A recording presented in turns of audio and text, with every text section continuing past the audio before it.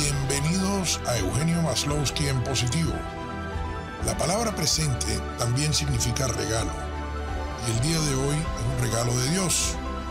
Te invito a que hoy hagas algo diferente. Vive el presente. Buenas tardes. Hoy estamos reunidos con la joven Margarita Narváez. Es una psicóloga de profesión, pero además es excelente amiga y es una persona de un pensamiento muy positivo.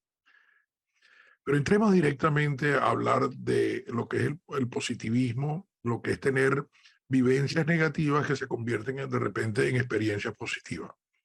Porque al final del día lo que nosotros necesitamos es presentarle a la gente cómo se vive en forma positiva, cómo se disfruta el presente. Margarita, tú me contabas que tú fuiste una niña muy privilegiada en parte porque estuviste siempre entre adultos y eso hizo que en un momento determinado la vivencia de niña no la viviste tan de niña, pero tuviste unas experiencias maravillosas con tu padre, por ejemplo, para escuchar música clásica.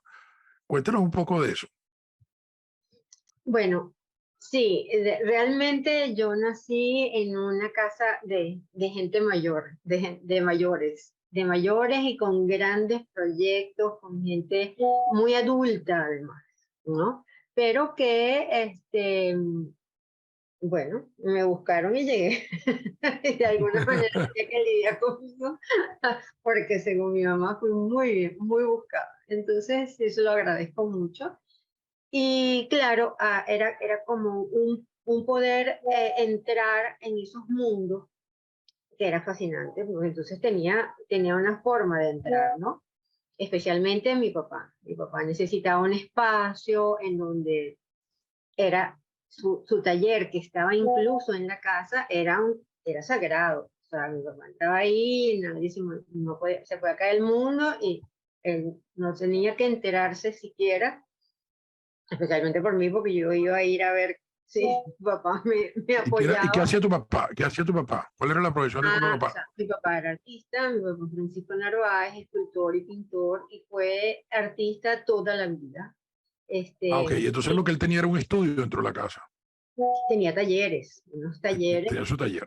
que era excelente porque tenía dos tipos de taller. Entonces te podrás imaginar para una niña un taller de pintura con todos los pinceles de todos los tamaños, con todos los colores, de todas las formas, con acrílico, con tiza, con carboncillo. Había de todo ahí, ¿no? Entonces, claro, yo podía entrar sí, con la única condición de que estuviera en silencio.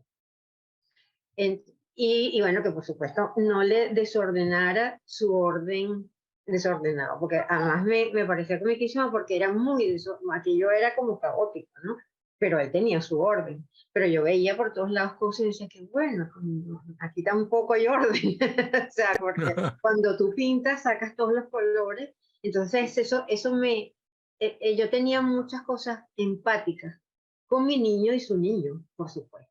Entonces, cuando yo veía que él sacaba todos los colores y pintaba todos los colores, tenía una paleta con muchos colores, se le secaba y pintaba le ponía sobre la paleta, Eso, no la quitaba. De hecho, te digo, una vez se me ocurrió, ya grande, con mi hermana, se me ocurrió limpiar, acomodar el taller. Y le quité esa hoja, era una paleta que tenía hojas. Y a mí eso me pareció, entonces él quitaba las hojas y ahí pintaba. Bueno, entonces yo decía, maravilloso. Entonces le quité todo y quedó la paleta en blanco y casi le daba algo porque esa era su paleta de colores. es que ese era su instrumento, eso era su instrumento de vida. Y lo que significaba la paleta de colores, porque para mí la paleta era un sitio en donde tú pones. Además, la incongruencia era que cuando tú terminabas de pintar tenía que limpiarse todo, no podía quedar nada, entonces mi papá se fue y dije, nada, no le dio tiempo de limpiar todo y agarré y limpié todo. Me imagino que eso fue después un disgusto interesante para él. Pero ya Bueno, aprendiste. es que a mí los argumentos con mi papá eran muy válidos, porque definitivamente el artista es anacrónico con su tiempo, es desfasado con su tiempo como lo es un niño. Entonces, las cosas que te dicen en lo terreno, el cable tierra, no tienen nada que ver contigo, con tu fantasía, en el mundo en donde estás, y te aterrizan, pues. Entonces yo le dije, es que te iban a regañar. O sea, yo pensaba que mi mamá iba a llegar a formar, y me gusta, pero porque me iban porque me formaban a mí en mi cuarto, y te iban a regañar, te esto tirado. Esa es una experiencia de niño bien interesante Claro, porque porque yo, tú estás viéndolo desde tu punto de vista como niña y yo quería y dices, pertenecer. "Ay, si a mí me Yo pasé, regañan, si a mí me regañan, a él lo deben regañar igual". no, por supuesto. Y mi mamá era una persona cable de tierra que le pasara por la mira que no era, y lo regañaba. Hay un cuento simpático con tu mamá cuando la gente en la calle le estaba pintando en Margarita y una de las mujeres vendedoras de pescado le preguntó que si su marido no trabajaba, ¿no? Sí, y eso es lo que hace ese hombre. Entonces, sí, ese es su trabajo. Y ella se ríe, ¿no? Sí, le da risa. Ay, no, mujer, no te ríes, un hombre ocioso es una desgracia. Y después pasaban por frente, y mi papá iba a pintar. Pintaba con el caballete, ponía, y se sentaba ahí y pintaba. Y, o Y sea, entonces, ¿cómo tuviste que la experiencia se te convirtió, de ser esa niña en el estudio de tu papá, se te convirtió en una experiencia positiva en la vida? O sea, ¿por dónde viene el positivismo de ese aprendizaje? ¿Tú aprendiste música, aprendiste arte? aprendí música, me encanta la música porque mi papá era melómano, o sea, mi papá trabajaba con música, por supuesto que le inspiraba, era el momento, o sea, le encantaba la música, además que lo aislaba, ahora entiendo que lo aislaba, entonces yo, por supuesto, el único protocolo era que yo estuviera callada, entonces para mantenerme callada me decía, bueno, vamos a jugar a que había un programa que era música a petición, era música clásica que empezaba. Entonces, bueno, llegué a saber cuál eran, además que mi papá oía las mismas, por supuesto. Entonces, cuando él ponía su música, yo me sabía su música. Tú sabes que eso a mí me recuerda a una historia muy simpática porque cuando yo iba para Higuerote a la playa con mis hijos en el carro, ellos querían oír su música y yo quería oír música clásica. Entonces llegábamos a un acuerdo donde yo ponía una pieza o yo ponía un disco o un cassette en esa época y ellos después ponían el cassette de ellos, ¿no? Y entonces cada vez que yo ponía mi música, ellos le decían a la mamá, ay, es que a mi papá le gusta esa música, ellos decían, es una música para dormir culebra. Yo me reía con el concepto porque a mí me parecía divertido que me dijeran que era música para dormir culebra. ¿Y qué pasó como experiencia a la larga? Que cuando ellos después crecieron, ellos se dedicaron a estudiar con música clásica mientras que estudiaban en su casa o en su cuarto, o a la larga han disfrutado de decirme, mira, hay un concierto de Joshua Bell, vamos a ir juntos, o Claro, vamos a ver tal cosa, porque ya ellos entonces aprendieron a disfrutar de ese tipo de música. Y eso fue algo que te quedó a ti, me imagino, igual ese claro, claro. positivismo, ¿no? Es que había, claro, la parte positiva es buscar qué es lo que te resuena, ¿no? Claro, cuando yo tenía que entrar y oía a Carmina Morales, algunos gritos, en el mejor de los casos que Carmina Morales era un espectáculo, pero por lo general gritaban. Y yo decía, ¿pero por qué gritan? O sea, ¿por qué gritan?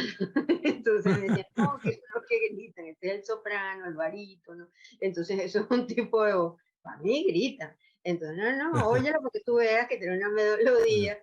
No entiendo nada, claro, porque es que no está en español, en francés, cantan en inglés, cantan en alemán, estás cantando. Eso es alemán, eso. Entonces, claro, eso me compensaba que, mira, el alemán, y no sé qué. Y entonces, ese, Además, eso te da globalidad, porque claro, me ibas daba aprendiendo. información que a la final era lo que yo quería. O sea, La otra cosa que tú me contaste que fue muy interesante en tu infancia fue que tú llegabas, por crecer justamente entre adultos, llegaban a tu casa una cantidad de personalidades y ustedes se sentaban delante de una cantidad de gente que después resultaba que eran importantísimos, eran famosísimas en el mundo del arte y para ti era normal porque los estabas viendo en el cotidiano de la mesa de tu casa, ¿no? sí, sí, de verdad que, bueno, que eso también ha podido ser algo negativo, porque claro, siempre habían cenas en la casa, o nosotros teníamos que ir y de alguna manera ya participábamos. Entonces de repente estábamos en la casa de Alfredo Bulton, estábamos para empatar porque ellos eran amigos. Entonces, bueno, pero ellos vivían de una manera permanentemente en que yo Protocolar. era protocolar, pero era familiar y echaban broma y echaban palo, y por supuesto, se echaban palo y se reían y era 3, 4 días y venía Soto y cantaba y venía Narciso de Oro y cantaban y tocaban y bueno, eran unas parrandas pero con la diferencia es que era Soto el que Claro, cantaba. y para ti en ese momento Soto era un señor cualquiera, el tío Soto, y después se convierte en el personaje mundial que se convierte Soto. Dígame, Cruz Diez era una nota, era una gente que me quiso muchísimo, sus hijos sí eran más contemporáneos conmigo, y entonces, Sí. bueno, nos reíamos, él se reía muchísimo y cantaba, era alegre, entusiasta, o sea, de verdad que era... Bueno, es que fíjate que él era un individuo tan creativo que a los 90 y tantos años, él quería, la última película que él hace antes de morir, es una película donde él habla de ver cómo se puede crear el color espontáneamente, Claro. ¿no? Y Y entonces tú te entonces él estaba imaginas buscando. explicando eso a estas criaturas. Y además, lo bueno de él es que sí vivía en su taller. Entonces, el taller de Cruz no tenía nada que ver con el taller de mi papá. Porque en ese taller habían empleados que hacían los aparatos porque él hacía todo, ¿entiendes? Entonces, esa versatilidad, esa cantidad de información, para mí fue muy importante porque en ese sentido yo soy muy versátil. Todo lo que viene a mí, aunque sea distinto a mí, es importante y tiene un respeto. Y la idea era integrarlo, ¿entiendes? Y ese era siempre el mensaje. No hay cosas buenas o malas, me decía mi mamá. Hay cosas convenientes o inconvenientes. Entonces, en este momento no es conveniente pero a lo mejor en algún momento tú tendrás que hacerlo. Claro. Y era, Pero era bueno, una enseñanza, pero es que fue divertido porque a la vez tú me estás diciendo que era una educación a una niña de 10 años, pero que en verdad la trataban como un adulto. Y es como, por ejemplo, el otro día me decía mi hijo Nicolás, que en una reunión se paró y le explicó a la gente, le dijo, mire, yo tengo un hijo de 13 años y una hija de 10, que va para 11, y de repente llegó el pequeño Samuel, que ahora tiene 2 años. ajá, Entonces, nosotros teníamos tres opciones en la vida. O nosotros agarrábamos y dejábamos a Samuel botado para que se arreglara y viera cómo crecía, ¿ok? O nosotros nos dedicamos todos a vivir de acuerdo a Samuel, o tratábamos de integrar una familia donde Samuel se integrara a todo el resto de la familia, ¿no? Y entonces y hoy en día Samuel es parte de esa vida interactiva, y entonces hay el rato en que le dedican al Samuel que tiene que ir a jugar en el parque, ¿ok? Y Samuel de repente acompaña a los hermanos al partido de fútbol y para él es normal ver el partido de fútbol, ¿no? sí, una de las cosas que yo creo que, yo creo que me salvó fue que mi mamá era maestra. Claro. Entonces, la otra parte de mi vida era en el colegio. Tenía 1500 maestras, te podrás imaginar, todas eran maestras, todas las maestras eran mi mamá, pero vivía en un mundo lleno de niños. Entonces, Claro. mi vida se hacía en el colegio. Mi mamá llegaba a las 6 de la mañana y se iba a las 6 de la tarde. Trabajaba todo Wow. el día y después de todo el día se iba en la noche con mi papá a los vernizados y a la cena, cualquier cosa. Aquí yo te voy a interrumpir un momento porque en esta parte es donde yo incluyo una frase positiva del día. Porque dentro de todas estas enseñanzas, yo busco a alguna personalidad que haya vivido una experiencia positiva a partir de una vivencia que puede haber sido negativa o de cualquier otro estilo. Y como tú eres una persona que te has dedicado a tu encuentro interior desde hace un tiempo para acá, yo busqué una frase de Buda. Dije, déjame pensar, déjame pensar en algo que vaya con Margarita. Y la frase de Buda positiva del día dice así: el secreto de la salud para la mente y el cuerpo es no lamentarse por el pasado, preocuparse por el futuro ni anticiparse a los problemas, sino vivir el momento presente sabia y seriamente. Fíjate que va muy de acuerdo también con la filosofía de este programa, de este podcast, que es, señores, tenemos que vivir el presente. El presente es un regalo de Dios. La palabra presente es lo mismo que la palabra regalo. Y eso a mí me parece que es lo que tenemos que vivir, porque nosotros nunca sabemos lo que viene detrás. Y fíjate que eso me lleva al otro tema. Tú empezaste después de tener una vida tan interesante, estuviste trabajando en la Fundación Narváez para preservar todo el legado que dejó tu papá, que es un legado venezolano, o sea, que ni siquiera es un legado de la familia Narváez, ya eso es realmente preservar una historia del país. Yo quiero que tú hables un poquito de la experiencia de crear una fundación y dejar ese legado de lo que fueron las obras de tu papá, que inclusive han llegado hasta ciudades como San Agustín en la Florida, que es la ciudad más antigua de los Estados Unidos. Cuéntanos un poco de qué es esa experiencia. Bueno, mi papi se muere estando, yo creo que una persona autorrealizada realmente. O sea, hizo todo su proyecto plástico eh, sí, en 50 años hizo todo lo que él consideró que era su lenguaje plástico, en pequeño formato y en gran formato. Eso fue el privilegio que él tuvo, que eso era lo que él decía, hay que buscar la brecha. Y su brecha era haberse conseguido con personas como Arturo Miller, como Alfredo, que lo impulsaba, lo ubicó, y él dio muchísimo para poder mantenerse ahí, y era la beta para él estar, y cultivarse y dar lo mejor. Y bueno,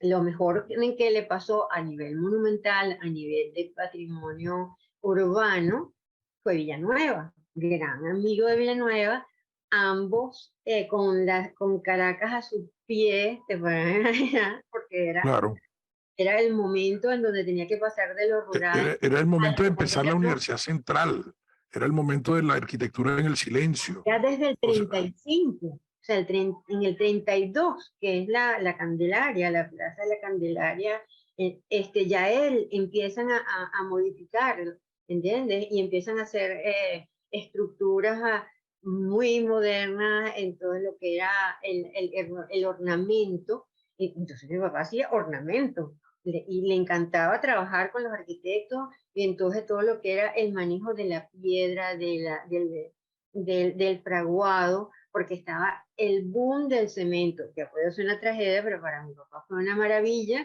porque se policromaba, porque habían distintos tipos de morteros, que entonces en la medida en que tú modificabas esos morteros, te daba una cosa realmente hermosa como las toninas del silencio. O sea, si tú ves la diferencia entre el cemento o el mortero de Parque Carabobo y ya las tenidas de silencio del 32 al 45, bueno, ya eran duchos en lo que era el manejo de esa policromía de la piedra. Entonces, claro, eso es lo que compensa, ¿entiendes? Entonces, claro, las arcadas eran policromadas porque eran fraguadas. Entonces, que después terminó en graveuca terrible, esas cosas así que las hacen en si se la repetían por molde, pero no importa, pero lo interesante es que eso te lleva a crear la fundación. Porque entonces él, en vez de ser un artista, como todos los artistas, en esa época, de la época de mi papá, porque es que lo que pasa es que la contemporaneidad de mi papá todavía es, ¿entiendes? Entonces, y ese es el aquí y el ahora, porque es vigente. Cuando tú, el aquí y el ahora es la vigencia de tu pensamiento, la vigencia de tu postura. Entonces él, al meterse en este mundo de la monumentalidad, de un tema tan importante como era el hacer ciudadanía, bueno, le empiezan a encargar espacios públicos. Cuando él se muere, no termina de hacer su último espacio público, que fue la Hollada, que era nada menos y nada más la inauguración del metro de Caracas. O sea, el metro de Caracas se iba a inaugurar en esa plaza con esa escultura. Entonces, claro, él se muere y nos quedamos con este compromiso. Y bueno, claro, mi hermana está fuera, mi mamá de verdad que muy sentida, muy dolida, muy perturbada, dije, bueno, vamos a no cerrar el taller. Y fue en esas cosas de lo negativo a lo positivo. Mi papá se murió el miércoles y a mí el viernes en la mañana llamaron a la casa, por supuesto, quien atendió, Margarita, del metro de Caracas, de la dirección del metro de Caracas, para ver si se iba a hacer el proyecto o no se iba a hacer, porque se inauguraba claro, en enero y era julio. Y yo, no, claro que se va a hacer, sí. Y yo nunca tranqué el taller, ese taller nunca se cerró. Y empezamos, claro, como mi cultura era estar en su taller, yo vivía al lado del taller. O sea, yo me casé con mis hijos, no sé qué, y el taller tenía una casita, y en esa casita yo estaba. Entonces era la forma de conectarme con mi papá. Y entonces yo pasaba al taller como toda la vida, yo pasaba al taller y él me enseñaba y veía cómo era y venía el herrero y venía no sé qué y ahora esto organiza esto, ¿verdad? Y de alguna manera entendí y aprendí el know-how, ¿entiendes? claro. Y era como que premonitorio esto, ¿ah? Es que Porque ya las yo creo cosas que él no te son enseñó, casuales, sí, él te enseñó justamente unas vivencias que iban mucho más allá de la vivencia normal. pero por supuesto, era una conexión, yo todavía tengo una gran conexión con mi papá. Era una cosa, Claro, es una cosa que te digo que desde ese momento fue un join, ¿sabes? Mi papá no se murió, mi papá se integró a mí, ¿entiendes? Su claro. energía. Qué Como toda la interesante, energía. qué interesante, interesante eso que acabas de contar, porque realmente, o sea, una vez yo oí hace un tiempo una expresión que decía que normalmente las personas, después de que fallecen, la forma como mantienen su presencia es a través de los hijos, los nietos y los descendientes. Sí, claro, segurísimo, clarísimo, es así.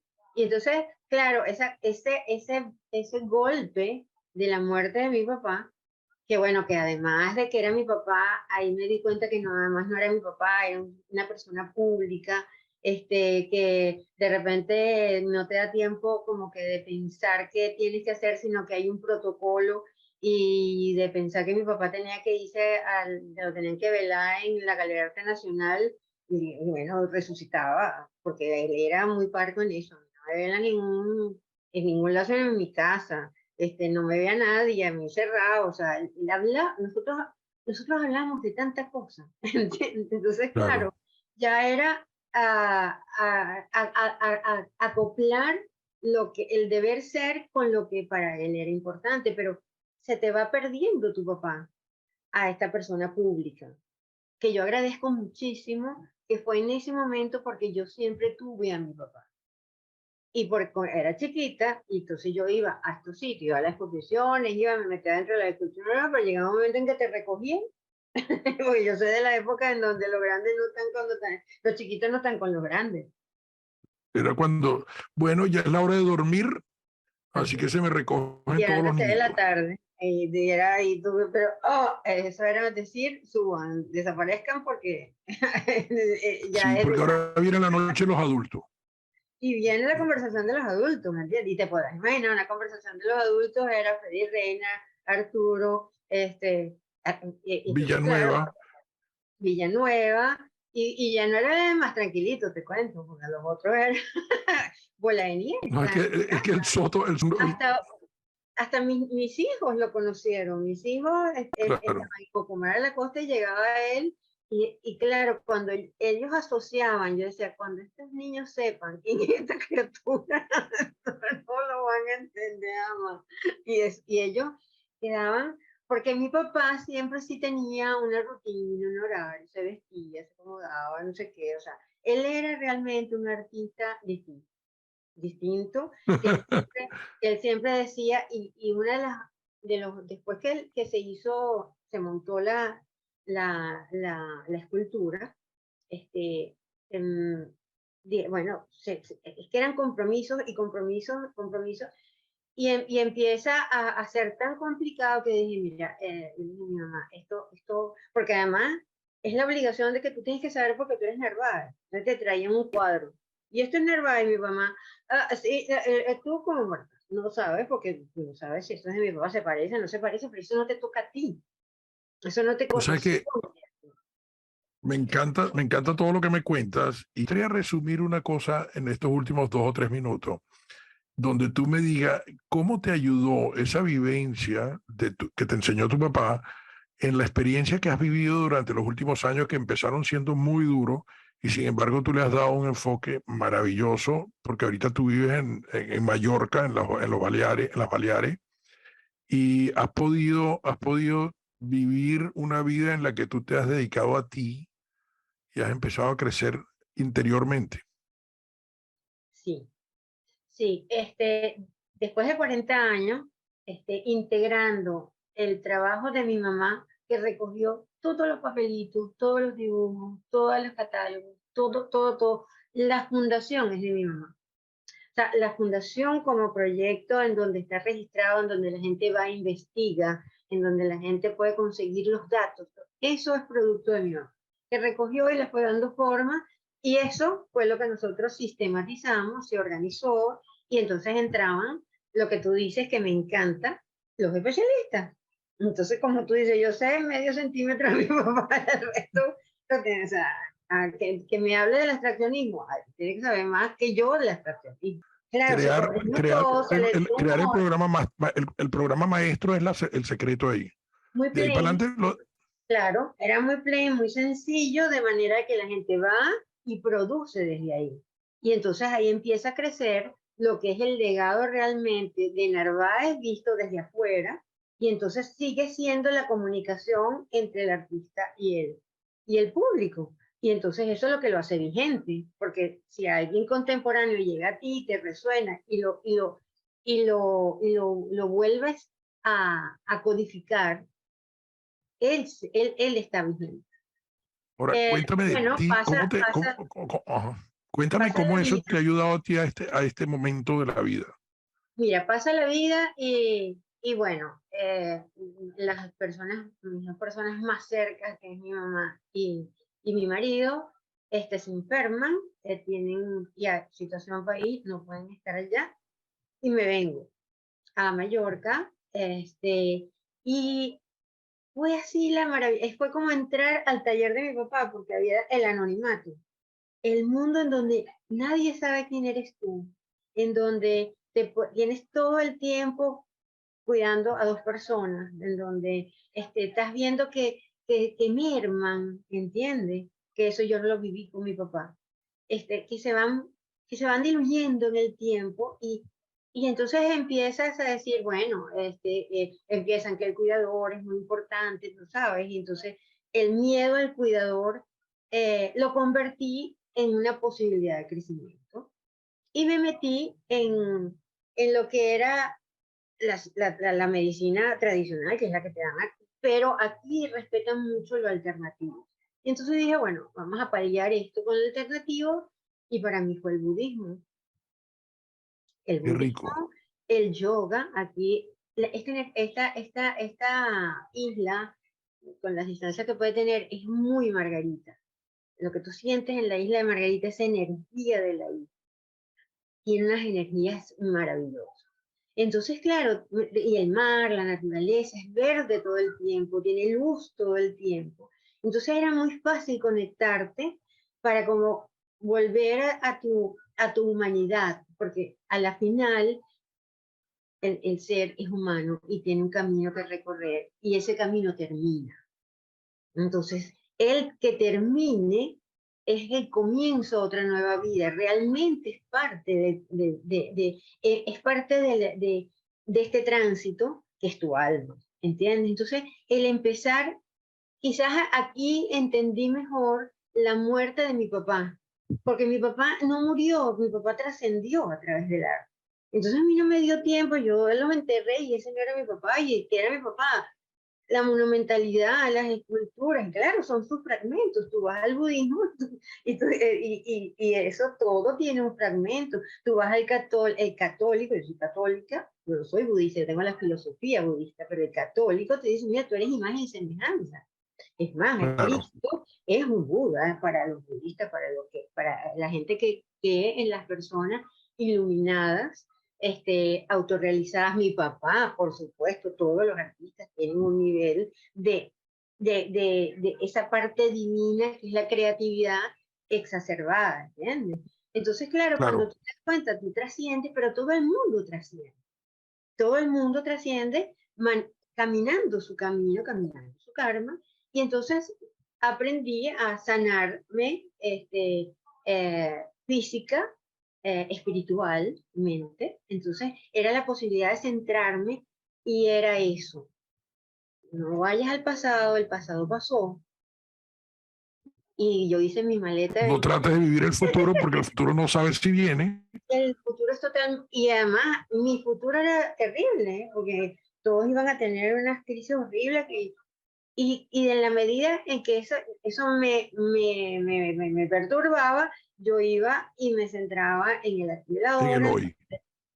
sí, y ni tanto el hoy, el minuto, el aquí Claro, y el el ahora, ahora, porque el el hoy, ahora. cuando tú oyes el día es larguísimo.